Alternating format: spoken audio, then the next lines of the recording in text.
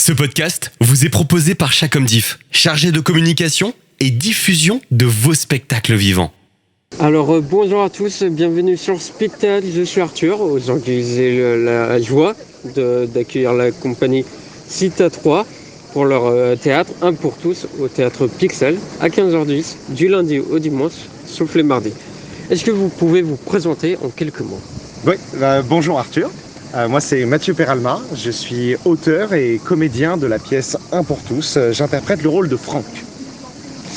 Et moi bonjour Arthur, moi je m'appelle Justine Marseille et je joue dans Un pour tous le rôle de Margot. Et comment Franck, Mathieu t'a convaincu de jouer cette pièce ? Bonne question Arthur. Bonne question. Alors convaincu pas vraiment parce que j'avais déjà vu la pièce 2 fois. Parce que je connaissais des comédiens, je connaissais Mathieu parce qu'on a fait la même école, pas la même promo mais la même école. Donc je connaissais le travail de Mathieu, j'aimais cette pièce. Et comme le rôle de Margot s'est libéré pour le Festival d'Avignon, il m'a appelé en me demandant si j'étais dispo. Et honnêtement, j'ai tout de suite dit oui. Voilà, il n'y a pas trop de suspense. Que j'aimais la pièce, voilà, j'aimais ce que ça racontait, j'aimais le rôle de Margot aussi. Parce que c'est un beau rôle d'une femme qui a plein de belles idées, qui défend plein de belles choses, qui est amoureuse, qui est passionnée. Et j'adorais ce rôle, j'avais très envie de le jouer pendant un mois. Donc il n'y a pas eu d'argument, direct j'ai dit oui, voilà. Et comment résumer la pièce sans tout dévoiler, mais en même temps donner aux auditeurs l'envie d'aller voir votre pièce ? Alors chers auditeurs, c'est une comédie dans le style du prénom, d'un épisode de Friends, mais encore en plus condensé, en plus fou, en plus déjanté, dans le sens où c'est des amis qui se retrouvent depuis 10 ans, tous les ans, ils font un apéro dînatoire ensemble et cette année, tout part en vrille. Parce que la question de cette comédie, c'est quand les gens et nos amis avancent, évoluent dans la vie, est-ce qu'on peut rester amis ou non ? Est-ce que dans la durée, c'est possible de conserver l'amitié ? Donc c'est une comédie avec du fond, on rigole, on pleure, on reconnaît forcément un de nos potes dans cette pièce. Et forcément, il y a de la vérité et il y a du vécu. Il y a du vécu et ils se disent les choses. C'est ça qui est bien dans cette pièce, c'est qu'on se dit vraiment les choses. Il y a des hauts, des bas dans les amitiés, il faut savoir se les dire parfois. Et c'est du vécu, ça a été inspiré de moi à 20 ans qui avait un groupe d'amis où on se réunissait tous les midis, tous les soirs, on vivait quasiment ensemble. Et à force du temps, on s'est moins vus, on s'est moins parlé. Quand on se retrouve maintenant, parfois c'est plus compliqué parce que les gens ont changé, ont évolué. Et parfois c'est dur de retrouver ce qu'on avait à 20 ans. Et est-ce que tu as déjà vécu ce même sentiment ? Oui, totalement. Moi, je suis persuadée que c'est un choix qu'on fait de rester amis avec quelqu'un, en fait, parce que tout le monde change, on prend des chemins différents. Surtout les amis d'enfance. Moi, j'ai gardé des amis d'enfance depuis toute petite, l'école primaire. Et c'est vrai qu'à des moments de nos vies, on avait des opinions différentes sur plein de choses, en fait, politiques, sur la vie en général. Et ça a été vraiment un choix de me dire, on est différentes à ce moment-là. Mais je fais le choix de garder ces amis parce que les amis d'enfance, pour moi, c'est irremplaçable. Mais je sais que ça peut aussi briser des amitiés, quoi. Malgré, notamment dans les sujets qui fâchent, que ce soit dans les repas de famille ou dans les repas d'amitié, c'est-à-dire notamment la politique. Ouais, exactement. Ça fait partie des sujets de la pièce, c'est pas que ça. Il y a aussi bien Mais en fait, tous ces sentiments-là et tous ces vérités sont entourés de comédie et beaucoup d'amour. Donc c'est un mélange entre amour, comédie, amitié.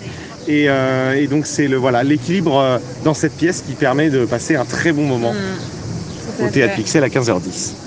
Et comment tu as eu l'idée ? Non, du coup.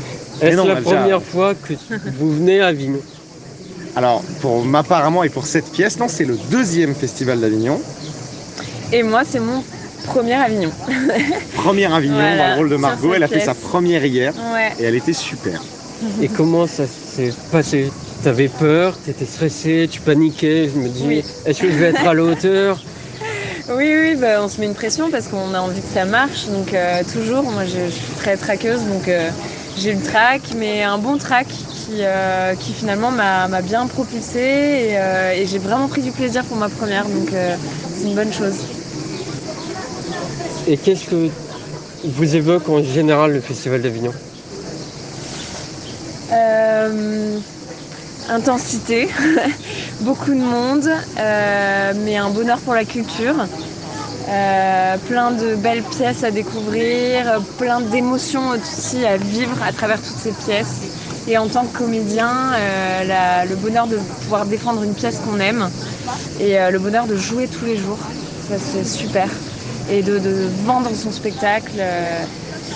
Voilà, Mathieu. Ouais, non, mais moi jouer tous les jours, c'est vrai que c'est pour un comédien, c'est une joie immense, c'est notre métier, c'est ce qu'on aime faire.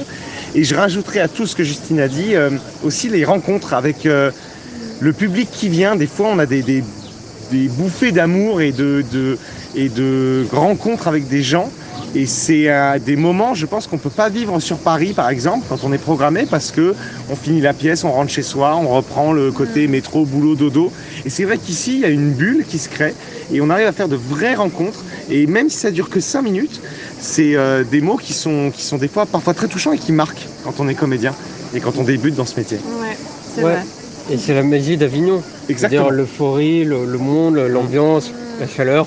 Oui, aussi. Puis on rencontre vraiment les gens en sortant du théâtre en fait. Ouais. Comme il y a une pièce qui joue juste après, nous on sort du théâtre très vite. Et donc on a le temps de rencontrer les spectateurs, ce qui est vrai. Et puis pour mon régime, moi ça m'aide beaucoup Avignon. J'ai perdu un peu de poids depuis que je suis arrivé. C'est hyper pratique aussi. Ouais, c'est vrai. Et où on peut vous retrouver après le festival, justement ? Alors après le festival, on n'a pas encore de programmation. On espère une programmation parisienne et on espère surtout pouvoir aller en province. On l'a fait cette année, on est allé à Dijon, on est allé à Vichy, on est allé dans d'autres petites villes comme ça et on espère rencontrer aussi le public de province qui n'a pas forcément le temps ou l'énergie d'aller sur Paris. Et on les comprend, on est tellement mis en province. Donc notre but c'est d'aller à la rencontre, on a un chargé de diffusion qui doit nous trouver des dates et on espère aller loin. Du coup, le spectacle s'appelle Un pour tous, au Théâtre Pixel à 15h10, du lundi au dimanche, sur les mardis. Merci à vous deux. Merci Arthur. Merci Arthur. Toutes les interviews Speed Théâtre sont à retrouver sur www.speedtheatre.fr.